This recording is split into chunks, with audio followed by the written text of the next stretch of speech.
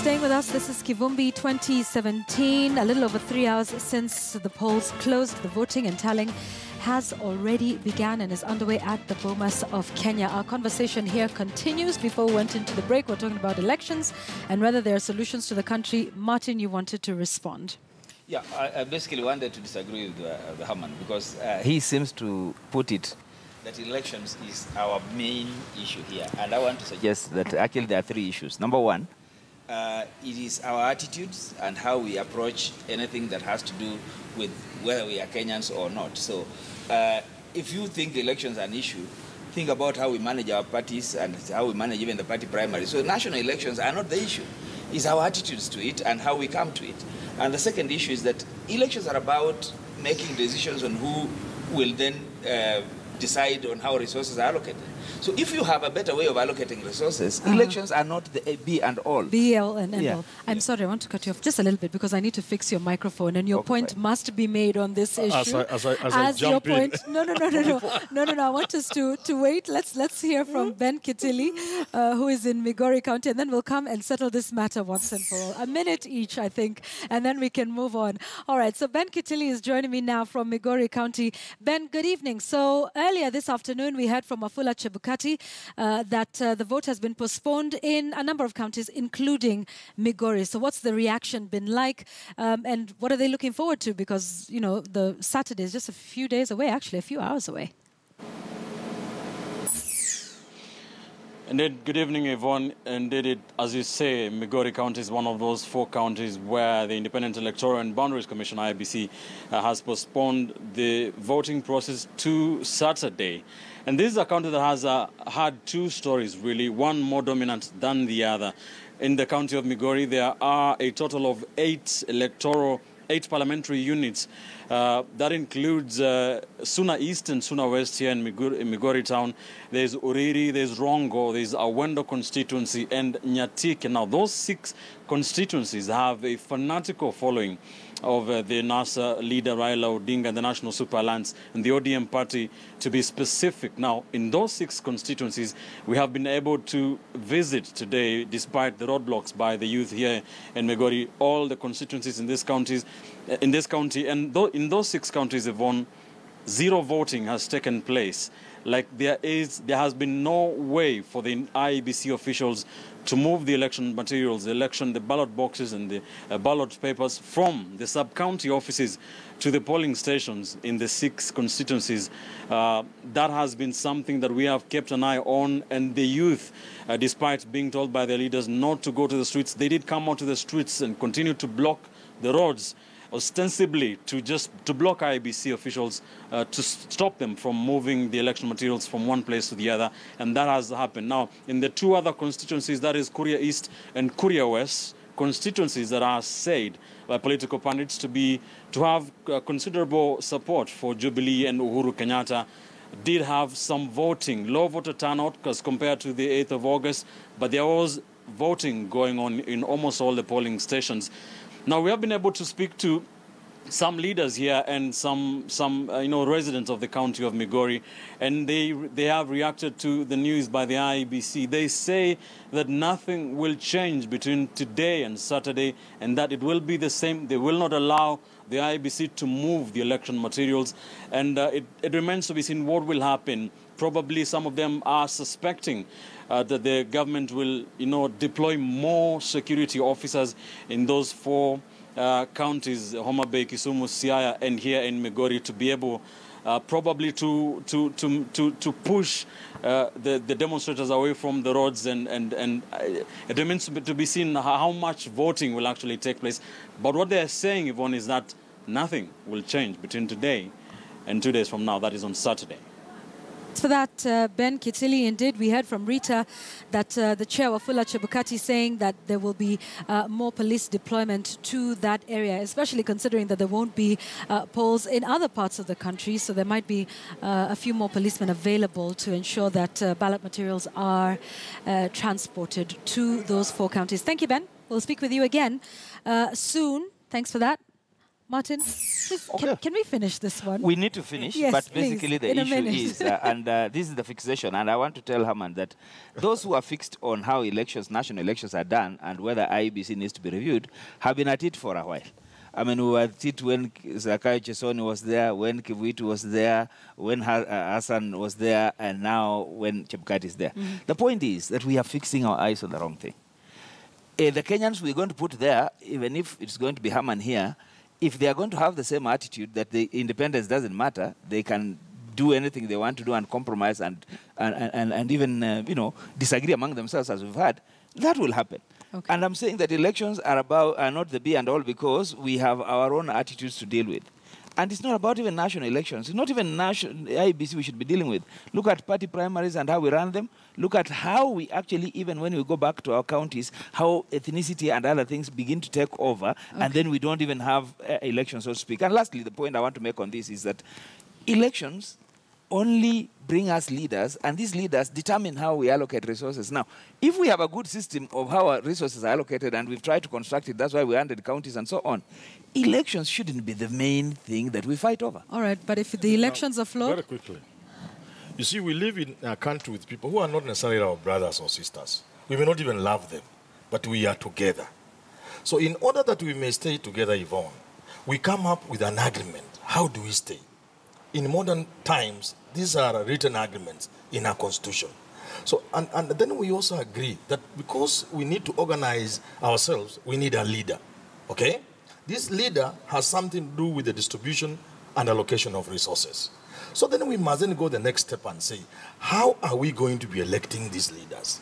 That brings us to two fundamental things. Number one, in that constitution, you must have an architecture that ensures that that process of choosing leaders will be credible and acceptable.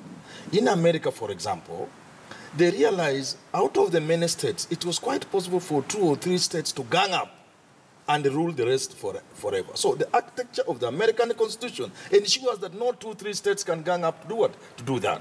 Now, so it's a constitutional issue. That is one of the things we should be doing in the long term. But in the meantime, I am saying, so long as a people or a clique in power make it perpetually impossible for any other person to access state power, we shall forever be in problems. How do you fix that? You fix the electoral process so that it is as credible as it can humanly be. And the Constitution says so. Once you fix that, somebody is defeated, they may have very little to complain about. They will just go. Finally, a culture will evolve where people have 2 speeches. One, for acceptance, for victory, and another one, the other side of your pocket, for concession. That's where we must go as a country. So we are back. We are back. It's about the constitution, not about the elections. So it is both. No. We better fix our problems. Architecture of the constitution ensures that that is a And so right arrangement. now, as we are currently constituted with even the constitution, it does not guarantee a free, fair, and credible process. Is that what you're saying, Hamid? Within the constitution, there are provisions. Yeah. And there are institutions of governance, like the Supreme Court and others, that will ensure that once this is abused or not followed, then but some would say the Supreme Court did exactly that. They didn't feel that this was done, according to process and adherence to the law, and they therefore nullified it. And now so where's the problem, because Hamid? the Constitution and the laws have not taken root. He's a lawyer. He knows constitutionalism. It's not the same thing as having a constitution. Because we haven't got Spirit there, rather than the letter. We might need some political. We might need some political persuasion. Let's forget being to change the things that are not being done constitutionally. Yeah, that's what I mean. Unless you want to bring people from mass to be part of our institutions, Kenyans we are going to work with Kenyans. And so the problem is not the elections. Let's deal with attitudes and let's deal with... How do you deal with attitudes? Even the Constitution is very clear about the principles you're talking about. Article 81, Gentlemen, Article 82 is there. So clearly this is not something we can sort out. Let's rest the case. I think you can agree to disagree. I want to talk about the results that we are showing on your screens. Remember, these are from... the Forms 34A that have been uploaded by IEBC in their portal. We're putting those numbers together. That is what you are seeing at the bottom of your screens now. But this is the question. Raila is still getting votes. Would that be a problem constitutionally? Some people were talking about it being, is it a spoiled vote? What is it? Or what do you make of the fact that despite him pulling out, saying he will not participate, his statement yesterday, he's still getting votes today? You know, Yvonne, people get votes even when they're dead. You can, as long as you're on a ballot, people still elect you. There was an MP who was elected in Mathare, who somebody Masinde, he was elected when he was dead. That is a possibility. I see nothing illegal about it. What we're dealing with here is no legal, no constitutional issue. Mm-hmm. The name is appearing. Somebody has gone and has marked it. What you should be saying is that since he has withdrawn officially, and though IBC has not agreed, what if he wins? That's the problem. Yes. Not this yes, vote, but the fact that he's getting numbers, I mean, let's look at that possibility. Do you think it is possible that he could win, or perhaps not necessarily even win, but, you know, get a significant number of votes? It wouldn't matter. That would deny Uhuru Kenyatta, who's the other main contender, 50% plus one or 25% in the 24 counties. Let's just have a scenario like that. If that were to happen, what sort of legal and from all the interpretation indications, would we be having? from all the indications, Yvonne, I don't see that happening because you've seen most of the strongholds haven't voted. You've seen a fair amount of disruption in NASA strongholds, so you do not see any. But what if just by some crazy thing, those four counties, you see, if those four counties decide on Saturday that they go and vote, IBC is on record as saying Raila is a candidate. Yes. To the extent that he didn't feel they are famous from 24A is a candidate. So if, to answer you hypothetical, if he won, he will be declared winner. If he meets all the requirements of being declared winner. And if he denies his votes, his numbers deny President Uhuru Kenyatta some of the requirements, either within the counties or in terms of the 50%, that will be it. Legal speaking. But what you're saying is that we have... of course, somebody will go to court we have an untidy terrain, because if you have withdrawn... Nothing about this process has been tidy. You are causing some legal challenges, then we go for a rerun. How do you participate when you are not there? I mean, so we have some... And that's why when I talk about the constitution, there are things we should also talk about. Because some of the things we put for ourselves may not be working well. Let's talk about then those four counties, Migori, Siaya, Kisumu, and Homa Bay. You know, the vote has been postponed to Saturday. Obviously, that's within the constitutional limit of 60 days. But the residents there, we've heard from Ben, are saying, you know, it'll be the same thing Saturday. You know, if you ask me, the elections have been held. And I don't think that you want to force anybody to have an election. And it would be a big mistake if the 28th is met with even additional security force and then loss of lives. I think that would be stretching it. I hear where maybe the IBC is coming from. Well, people have already lost lives today. Yeah, fine. But see, now you can only expect that will be a higher problem on Saturday. I can hear where IBC is coming from, saying that they need to declare an election that has at least registered some voting in every constituency. So that is or that at least they prepared an election, the ballot materials arrived, but people decided not to. But my push would be that do it in the most civil and the most tolerable way possible, so you don't force people. Do you think it'll be civil, Haman? I mean, they're staying put. They're saying, you know, this will not happen, whether it's today or Saturday. Wafula Chebukati is saying he'll ask for more enforcement. The youth there are now more fired. They have a little more courage now that they have managed to have an election postponed, pushed to another day. What you are then going to see, perhaps, if that must be done for it to succeed, is more force. Just to be plain speaking. You'll use more force so that you can outnumber those and outpower those boys who are blocking roads and causing all manner of inconveniences and risks to life and property. What does that tell you? It tells you that when we are through this election, we may not emerge very clean fellows as a country. You cannot have a country where there are, in some instances, more security personnel than voters or election officials. This last time I remember it happened, I think I saw in some archives in Somalia, when Siadi Barre was converting himself from a military ruler to a civilian ruler through an election. And even the soldiers were being used as polling officials. So that's heavy presence of security. You may need it to ensure that elections take place. Might that also have the reverse, where it then intimidates the voters from coming out? You see, even if materials are actually delivered to the polling centers. I mean, it's a catch-22 situation. Yeah. If you don't do that, like Martin says, then you may not meet the requirements of the law, that you must prepare an election in all the 290 constituencies. Right. That is the law.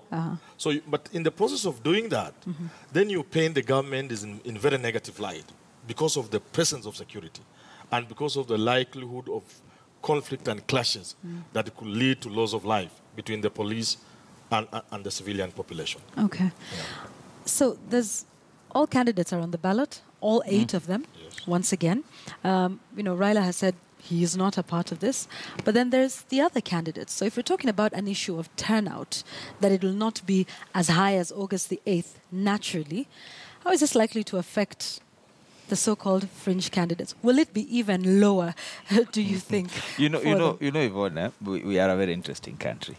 We are a country where even I can stand up and say, I want to present myself as a presidential candidate. And that's a good thing, and Martin, it's my constitutional right. Yes. But surely, what am I? We are occupying space and we are causing people to spend. This is an election that should essentially be run by 2 candidates. But we have every fringe candidate. And it's their constitutional right. But it is, in fact, the fringe candidates that enabled us to have this election after Raila pulled out. That we also need to look at ourselves again and ask, do we need to spend 12 billion, so much money around some of these things? There's in the name of Akiango and so on. There are so many things we are doing that we need to question. Now, on a serious note, all those candidates, put them together, they will not even get 10% of the vote that... because they didn't get 1%. Something else about these fringe benefits. Okay. No, come on. Fringe candidates. Something about these fringe candidates is that they got numbers that were a bit out of the way. When? They On got the 8th? more votes. On the 8th? Yes. Than anybody would have expected them to get. And therefore, those who are saying there was a little gerrymandering and playing around with the figures, massaging the figures, perhaps using a computer, maybe justify this time round when these fellas end up with 800, 2,000, as indeed they should. You know, this guy's got some ridiculous figures of 50,000, 30,000. You think they in fact got less? Or shouldn't have gotten... I'm saying those who are claiming there was some computer generation, if these guys end up getting... You think they're also beneficiaries of... You see, the only vote that I agreed to is the one that Martha Karua got in Kirinyaga. Because when you saw that, you knew that the people had decided where they were voting. But in this one, I think what we need to say is that we are only just wasting our public space here. And I'm saying that with a very, very clear conscience that this is their democratic right. In America, to be on a ballot, you pay. You pay for it. That's why people don't know. There are many other countries in America whom we don't know about. It's because you pay only in the states where to be on the ballot in states. Places where you think you stand at some little chance, whatever it is, whatever point you want to make. But for us, it's a joyride. Yeah, I agree with you. We should stop that. Yeah. Okay. At least on that. At least we agree on that. On that you agree. That's refreshing. Let's take a break. Managing our resources. It's about managing our resources. One of our problems is we don't even have agents. So you must pay so that you'll recruit your agent, but we will pay him for you the money you have given us as IBC. Oh, okay. All right. That gotcha. we increase the credibility of an election at the polling station. Every candidate has an agent there. All right. Herman Manyora, Martin Olo, continue to stay with me. This is Kivumbi2017. We are continuing with our discussion on the repeat presidential poll that have now closed and the voting and tallying is underway. Where am I? Yeah, there we go. We're taking a break. We will be right back.